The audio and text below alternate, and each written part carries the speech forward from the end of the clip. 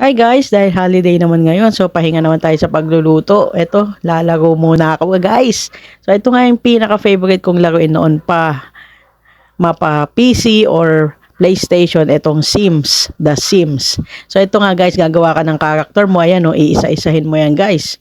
Iibahin mo yung mata, yung kilay, lahat, ilong, buhok, kung anong gusto mo. Tapos yung mga damit na susuotin niya, ganon. Kaya medyo pag itong nilalaro ko guys, matagal talaga ako naglalaro. So ayan na nga, 'di ba? Nanyo iba na itsura niya, 'di ba? Na-edit ko na. Ikaw pipili kung anong gusto mo, pati kung anong ugali ng character mo. Oh, ikaw din pipili kung paano siya maglakad. Oh, ganyan, no? 'Di ba? Yung iba kasi diyan pang babae. So, kung makikita niyo, babae yung lakad, 'di ba? So, ayan, 'di ba? And then, syempre, ang pinaka-favorite ko dito, guys, talaga, is yung paggagawa ng bahay.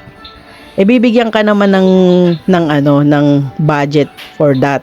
So gagawa kang bahay, bibili ka ng mga gamit. So yan talaga, kaya ang tagal ko lagi pag ito ang nilalaro ko guys. Mamaya ipapakita ko rin sa inyo paggawa na yung bahay. So ngayon ito lang muna guys, di ba? Ayan oh.